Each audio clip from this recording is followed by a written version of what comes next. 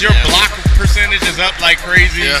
Tell the truth, man. Is it the championship elixir? Maybe. You know, it's just I just feel good about, you know, where we are, what I'm doing, time in my life. I mean, I really don't have any pressure. You know, relatively healthy, family's relatively healthy. You know what I'm saying? The environment is good, so I'm just chilling, man. But how does that make the jump shot so good? How does that translate? I don't know, man. I'm just getting open looks. You know, doing a lot of extra shooting. Probably shooting a little bit more extra than I did last year. You know, the dynamics of our group has changed in that second unit without Ian and some of the cutting that he was doing for us. But really, just man, taking my spots when they're there. I'm gonna try to knock it down and be as efficient as possible. It just seems like, as someone who isn't playing, you tell me if I'm wrong. It looks like you're focusing on getting the ball over the rim no matter what. Right. Like it's not going to be short. Right. Is that kind of the main? Yeah, just making sure my legs are in it. Making sure I've got my my feet are underneath me. That's something I've learned from these guys, just watching them. Yep. Just no matter what the shot is, getting your butt and your legs underneath you, getting your feet set, and giving it a chance by getting it up high. You took Steph's masterclass? Nah. Yeah, you did. Nah, I didn't. He's going for his own masterclass. Right. David West shooting. You're gonna be that dude, like you're gonna be 60 years old. You're gonna be driving by a park, and you're gonna get out and mid-range. Yeah, I've already been talking to my boys about that. I'm gonna go win some men's leagues championship somewhere. Hey, you can do it. Yeah. But you're right. The chemistry has changed a little bit with that second unit. Right. Now they're looking to you almost. Right. Like you're scoring. Like, do you feel that? And what is that? It's a different kind of responsibility. I think teams adjusted to my passing. So they don't. They probably want to cut that off first. So there are some nights where I have the opportunity where I say, okay, tonight looks like they're packing it in. I'm just gonna let it go, let it rip. Try to get knocked down a couple early to loosen them up, and then as the game progresses, try to find guys and make sure that the ball is moving and we're getting the best available shot.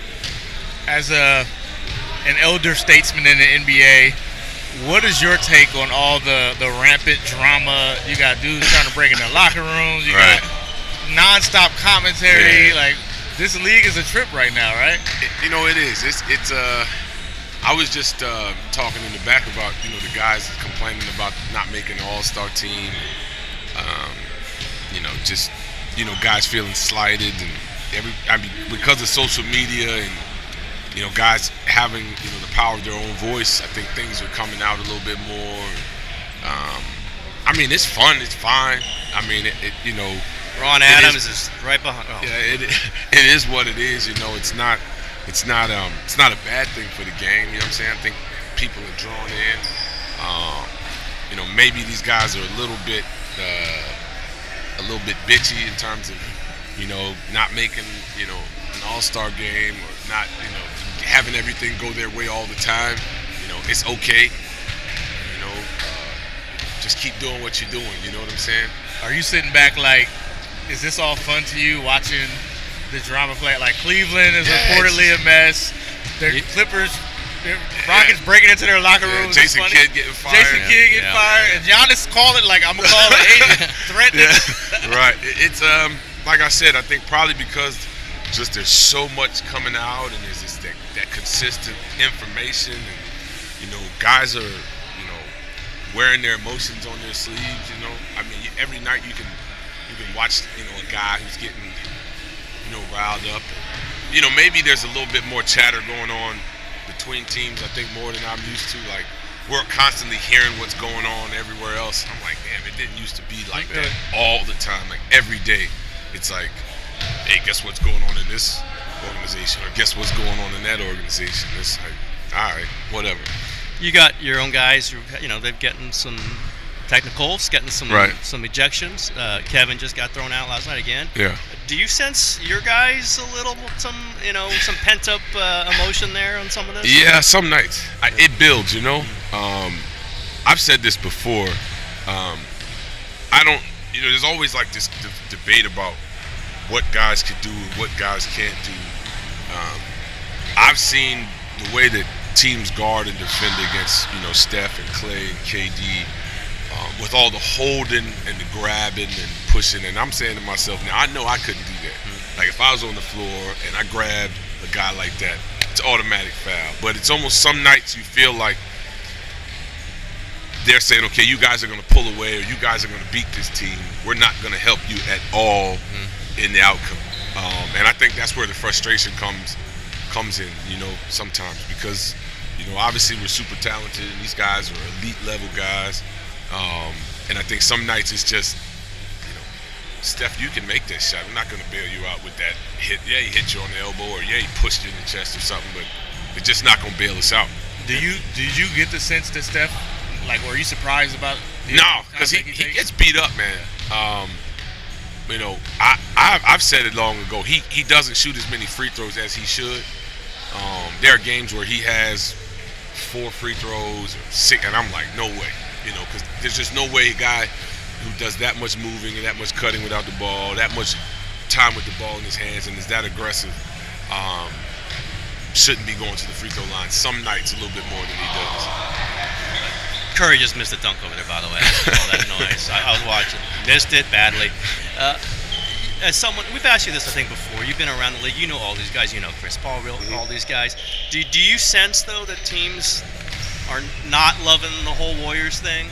You've won a lot. That's natural. But kind of also aside, they don't love the whole idea of the Warriors of getting all the attention like you do. Yeah, I mean, I guess, but I don't think it's anything that we can control. I think that's just the way folks are sort of looking at this environment, looking at targeting guys. We know we're going to get everybody's best shot every single night. Like, guys are going to try to have their best game of the year against us at any position. So we don't,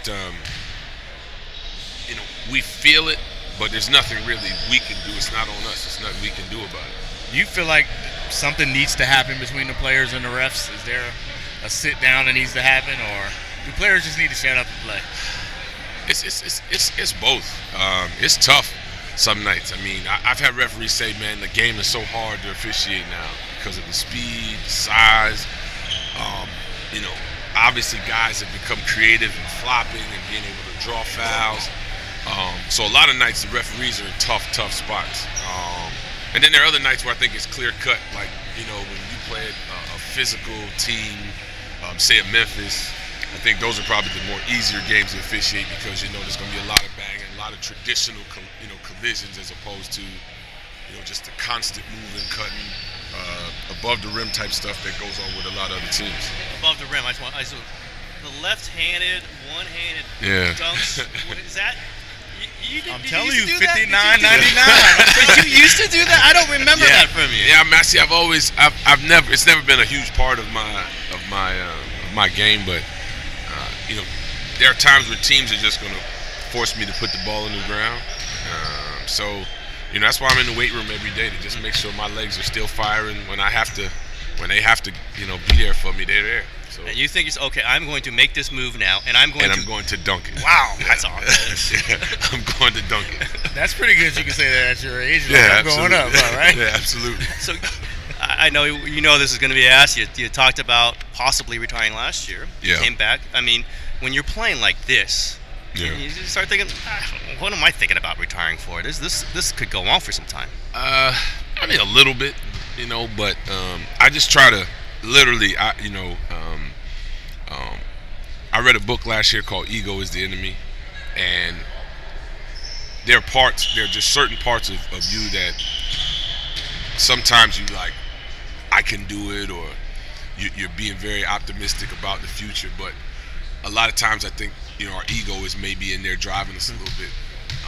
So I've got to make sure that my ego's out of it, my pride's on the side when I make that decision. I try to make sure that every single day I just focus on the next game or the next task, getting myself prepared, and that's just the way it's been going. I'll figure out what I'm going to do when I get to that road. Man, you're missing out. Like, you could create your own TB12 method. You could have a cookbook. You could go to 40, 45. Like, why do you not see this marketing opportunity right here? Put it in the bottle and say, this is what I've been using. This is what I've been using. I don't know, man. Do your buddies around the league check in with you on this stuff? Yeah, I mean, like I said, man, it's just been a combination of things. You know, being in the right environment. You know, really enjoying coming in here. You know, on a daily basis. We got a good group in terms of staff and organization and all that. You know, listening to these health folks, changing my diet, and you know, trying to make sure I'm constantly putting the right things in. And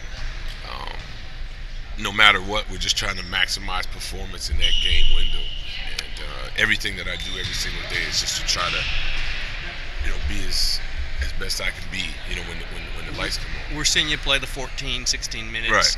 And sometimes a little more in that fourth quarter. Right. I mean, could you play a whole fourth quarter? I mean, are you like sometimes thinking, you know what, I could go 18, I could go 20? Yeah, I mean, there are nights where I feel like that, like, you know, if I can, you know, get through that threshold. There's some nights where Steve says, hey man, you know, we might play you a little bit. We had one the other night where he's like, we'll probably play you extra, you know, 2 or 3 minutes, you know. So I'm ready. You know, he knows I'm ready. I think he just, you know, we got a good formula, we got a good mix. You know, we keep teams on their toes with the different mix and combinations and skill sets that each one of us have, sort of at the 5, and it works. So you ever like, wait a minute, there's about 8 minutes are gone here in the fourth quarter. Is Steve taking me out? Right. Yeah. It sometimes, you know, depending on, you know, I look up like, damn it. You know, it doesn't even feel like it. You know, especially if we're rolling, if the ball's hopping, and you know, we're getting stops. But yeah, some nights I feel better.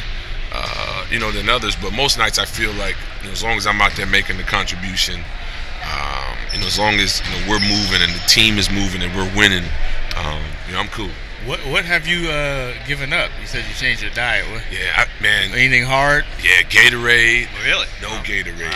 Yeah, haven't had a Gatorade in over a year now. That's a sugar? Yeah, sugar. No meat before noon. So that's really helped. Dude, I haven't eaten meat yet in 2018. Nice. Not really. Yeah. It helps, man. And yet his performance has gone down. Right? I don't feel anything. I'm like, man, give me some bacon. Right. No, it's helped me. No meat before noon. So I start my mornings with fruit. That's just this season? Yeah. We changed that at the end of the summer.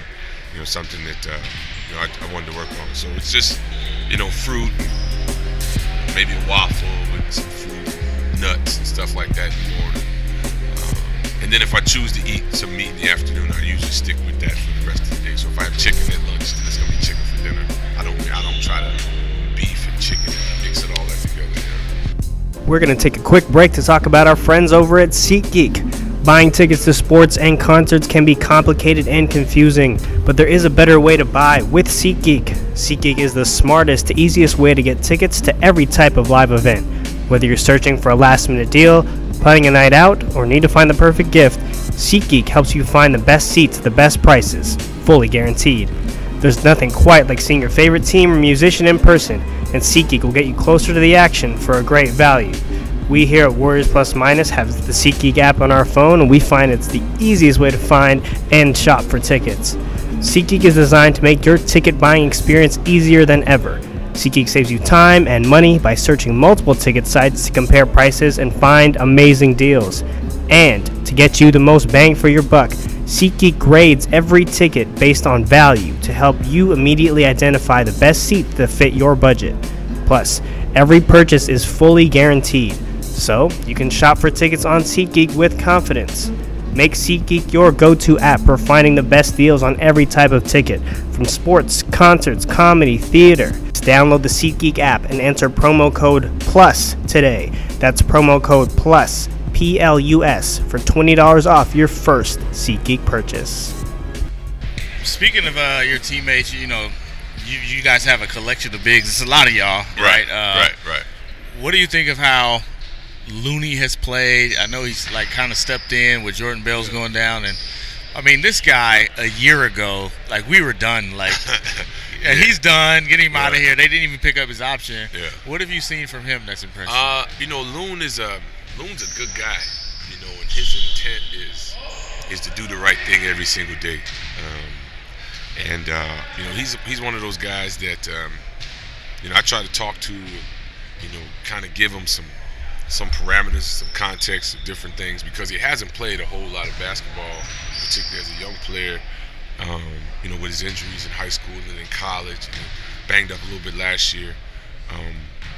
But his intent is to do the right thing. So when you have a guy like that whose intent is to just get it right, once he gets an opportunity, he's going to do well. And I think it's just a testament to who he is. I mean, obviously he's got some physical gifts, but, you know, his basketball IQ, the way he can, you know, impact the game, you know, has been huge for us. On the flip side, what do you tell a guy like JaVale who went from the backup big, everybody loved him, everybody was ripping Shaq because they loved JaVale so much last year, to now he can, you know, he hardly ever gets in the game. But, you know, he seems to be not causing a problem in the locker room. So he's a pro. Yeah. He's a pro. You know, it's a part of the process of just, you know, being in the pros at the pro level.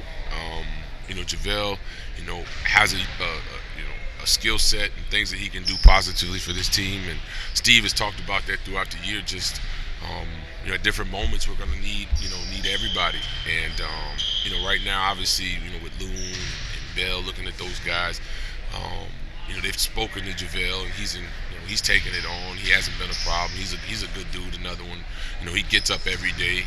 He's a good teammate, comes in here and works, and when his number's called, because I think he started a couple weeks ago, he's ready to go. What do you think this team's kind of mental state is? We've seen some sluggish games at home, but some fantastic stuff on the road almost consistently. Yeah. Is it just simply that you kind of need that challenge of the road, and sometimes at home it's not there? Yeah. Well, you know, it's been our starts. I think we've got to start better at home. And I think, you know, we've had the environment is so live and so energetic. I think we all have fallen into the trap of like, okay, it's gonna happen. You know, okay, you know, we're gonna go on that run, or okay, we're gonna, you know, Steph's gonna hit this shot, and everything's gonna change. And some nights it doesn't work, or it hasn't worked this year. You know, we've dropped probably some teams at home we shouldn't have lost to, but that's on us. You know, just our focus and, you know, the way we're trying to play and the intent we're playing with. You almost see like when Steph doesn't make a three, it's like it's a little drain, right? Just because you know what would happen. I was saying that last night. I'm like, man, you know, folks are spoiled with this guy. You know, I mean, you literally hear the gasp in the crowd when he doesn't. Like, he's such a failure, right? Like, oh, it's like, Marcus. Marcus is the leading the charge there. Oh, like he's only shooting 41% from three. Can you believe that? Right, like, man, like. Yeah. I felt it last night. I'm like, and then he gets going in the second half, and it's like, oh, okay. So do you kind of have to stick around for Jordan Bell's development? Because he seems like a guy who's got all the talent in the world. Yeah. But you might need to put some wisdom in his brain, right? JB's all right, man. He's got to learn. He's one of those guys. Just, you know, you got to learn. But I think he's got the right. See, the first step in being a pro is this intent to do the right thing, and you know, you've got to figure that out early. And I think he's a guy that has, you know, when you see guys who struggle as young players, they don't quite get it.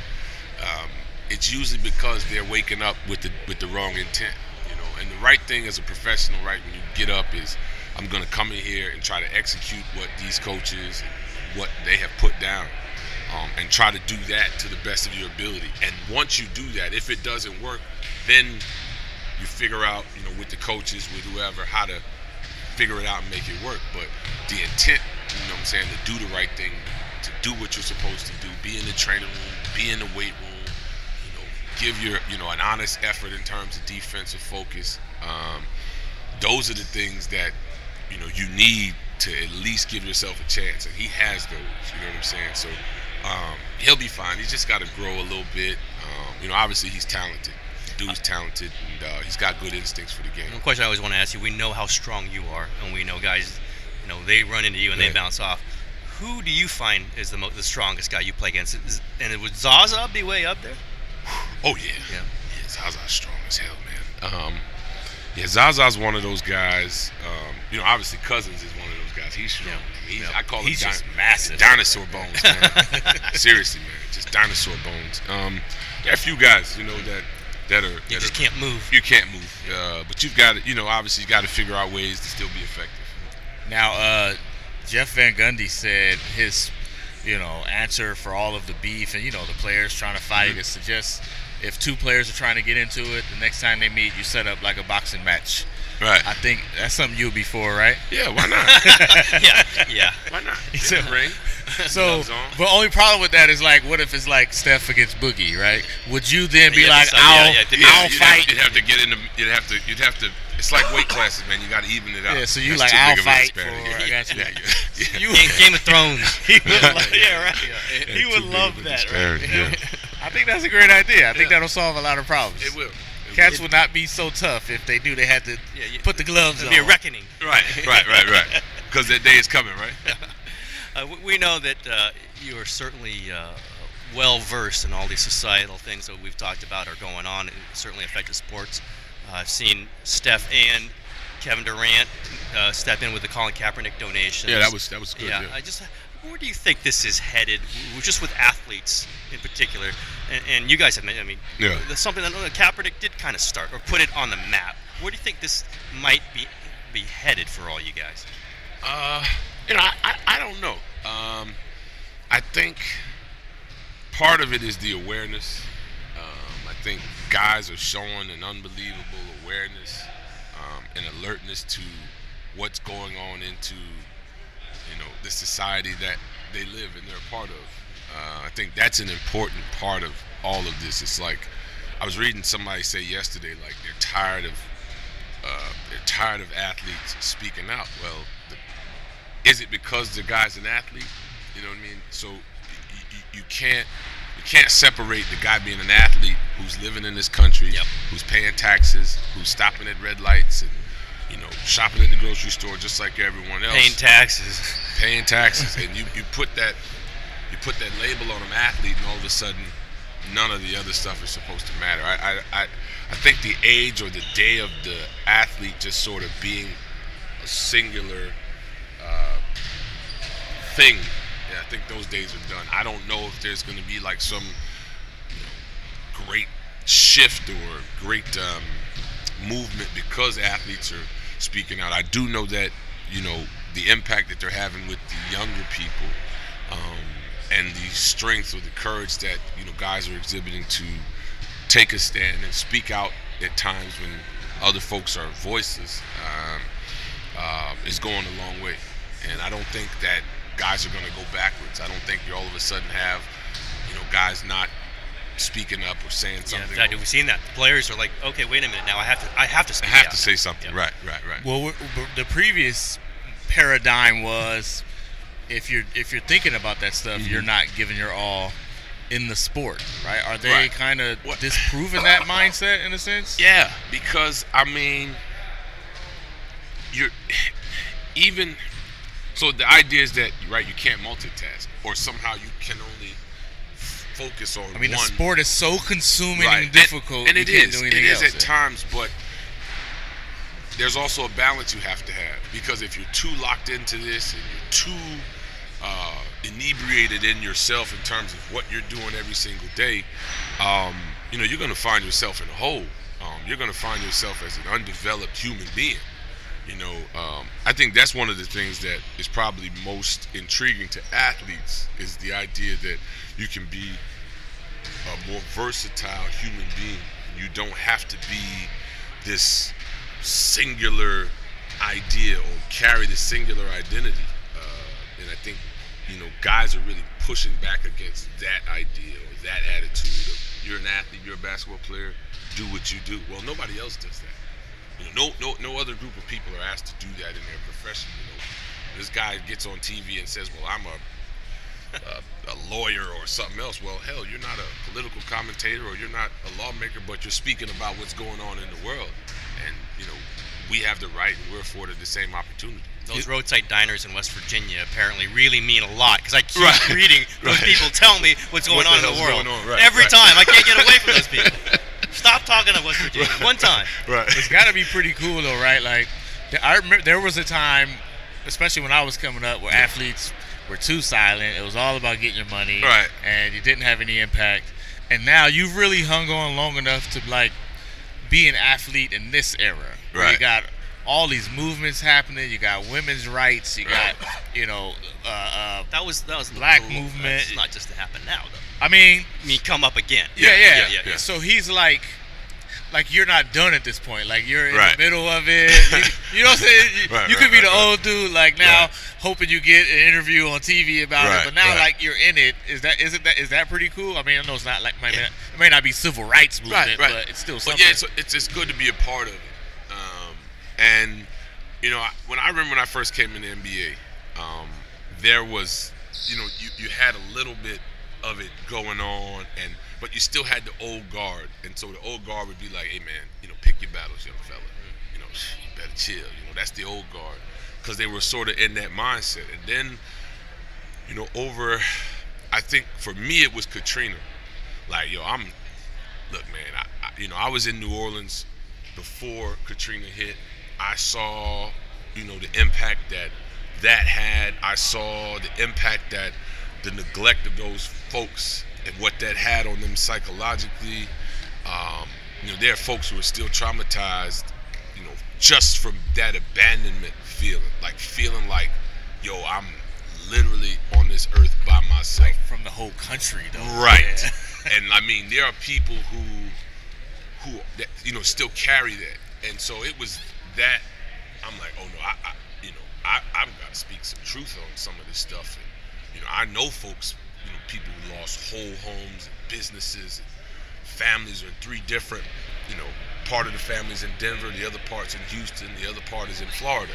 And I know people who went through that stuff. And so it was that and sort of the life or that sombering moment of the reality of it, that for me, I was like, well, yeah, this NBA stuff is okay. I mean, it's great, but there's a greater focus out here. There's a greater purpose out here, just caring, and I mean, it was really that in terms of where I felt the shift, because folks were at, it was non-sports people coming asking us questions about New Orleans, and I'm like, well, I'm going to answer you honestly. It's screwed up, what I'm saying? Folks living under the bridges, and, people not having, opportunity. They don't know where the money's gone. And, FEMA trailers running out. I mean, we were doing these big feed the children, the big trucks. I mean, we were having to do those. You mean the Hornets? Yeah, and guys individually, not just the Hornets, but us as players individually. I mean, we literally became we knew those people because they were a huge lifeline, because, dollars weren't going where they're supposed to, but we knew that we could, pool together $20,000, $30,000 and bring an 18-wheeler full of supplies that could help, 100 people. You know what I mean? So, it was sort of that reality for me as a pro. Like, yeah, we gotta, you gotta really do real work. You gotta use this opportunity to, to help folks who, would otherwise be forgotten. So you gotta be pretty proud now, huh? Yeah. I mean, I feel like a lot of stuff has happened since Katrina. Like, it just keeps happening. And then the other thing was the Donald Sterling thing. Like, when he went crazy, I thought from an NBA perspective, like, it all smacked us in the face.